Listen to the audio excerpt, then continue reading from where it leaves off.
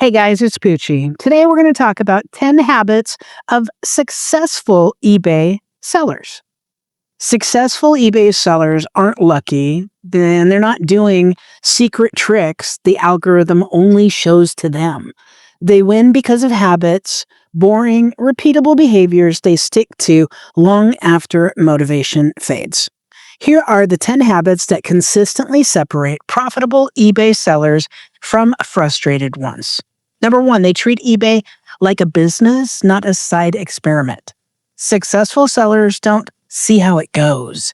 They track costs, know their margins, understand the fees, plan inventory purchases, schedule listing times, are consistent. They don't rely on vibes or hope.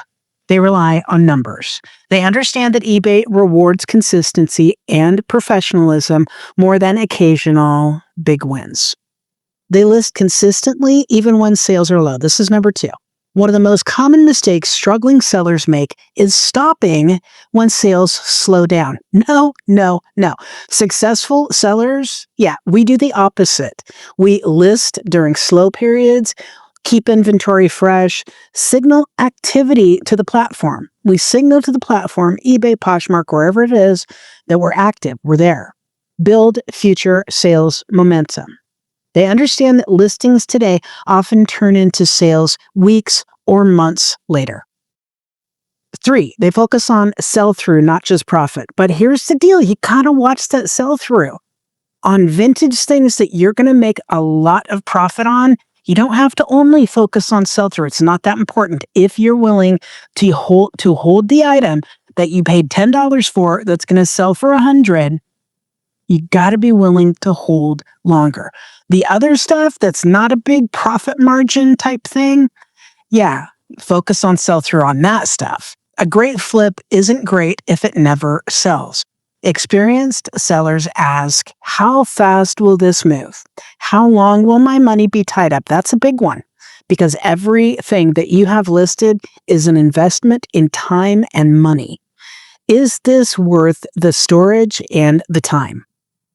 They prefer consistent, repeatable sales over occasionally high-margin wins that sit forever. I mean, some of us have high-margin wins that sit forever, but we have a lot of them, so they sell regularly. Does that make sense? Cash flow beats ego every time. Number 4. They learn from bad buys instead of hiding them. Oh yes, every successful reseller has made bad purchases. You know all those Hello Kitty phone cases that we got? From that place. All the Hello Kitty makeup that we bought from a legit supplier that actually got us banned on TikTok. That's honest right there. Because if people that you think are legit are not legit and they sell you the items, then guess what? You're not legit either. Every successful seller has made bad purchases. I'm just giving you a prime example of one of ours. The difference, they study them. Okay, so why did I think this would sell? What did I miss? Was it pricing, condition, demand, or timing? Don't repeat the same mistakes because you treat failures as data, not embarrassment. Don't get embarrassed about it. Everybody makes bad purchases. Number 5, they price with strategy, not fear. Successful sellers don't panic when items don't sell immediately. They price intentionally. They use best offers strategically, adjust the price based on market signals. Remember when Orvis started selling stuff at Ollie's Discount Warehouse? That's a good time to lower your Orvis prices dramatically. Understand buyer psychology. That's a really important one too.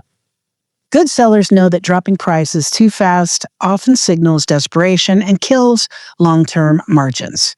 Number 6, they write listings for buyers, not for algorithms. SEO matters, but buyers matter more. Successful sellers use clear titles, write honest condition notes, or you can also include them in the photographs, which is what we do on all the clothing. When we take pictures of it, We will take pictures of any hiccups in the condition so the buyers know.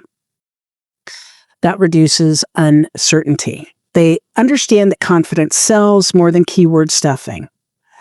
Keyword stuffing, does help. I mean, what's Thanksgiving without some keyword stuffing in your turkey, right? The goal isn't clicks, it's conversions. Number 7, they respect their time. Profitable sellers know their hourly value. This is very true. They avoid low profit, high effort items, streamline photos and listings. They batch tasks. They cut categories that waste time. They understand that working harder doesn't always mean earning more. Working smarter does. Number 8, they don't take buyers personally. This is a big one. Returns, low offers, and messages are part of the business, not personal attacks.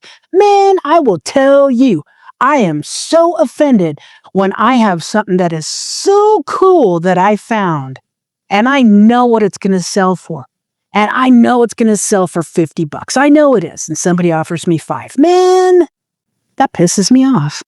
But it doesn't ruin my reselling journey. Heck no, because successful sellers respond calmly, set clear policies, know when to fight and when to move on, and protect their mental energy. On eBay or Poshmark, if I get an offer that is extremely low and offensive, I'll send them a counter offer that's much higher, but that is what helps you in the algorithm actually. It helps you get sales.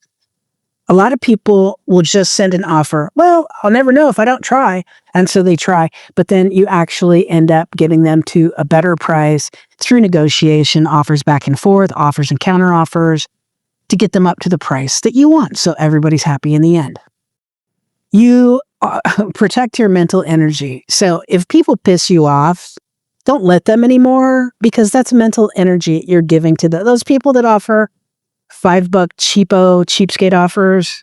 Don't give them your mental energy. They don't deserve it.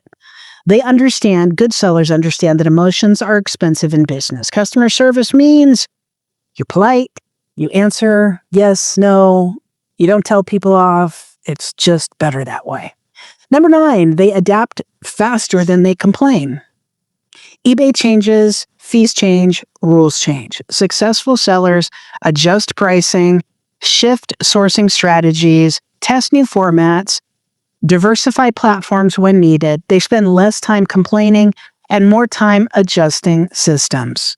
Complaints don't increase sales. Adaption does. And here's the one that I like. Okay.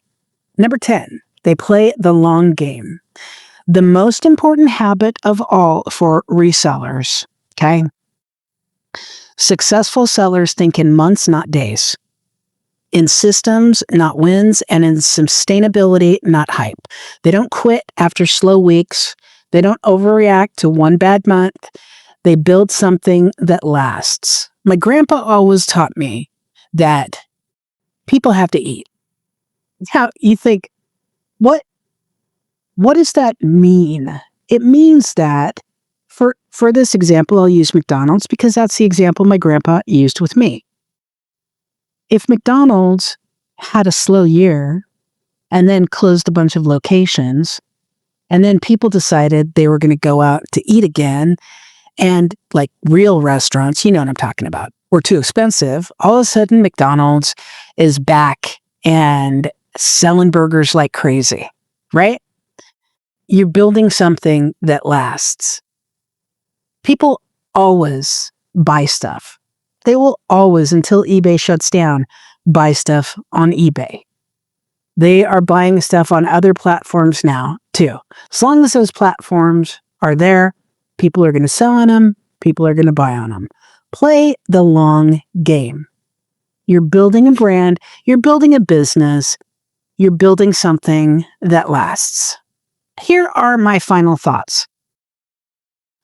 Successful eBay sellers, they don't rely on motivation, luck, or viral tips. They rely on discipline, consistency, awareness, adaptability. You got to change with the times, patience. If you adopt even a few of these habits, your results will change. Not overnight, but permanently.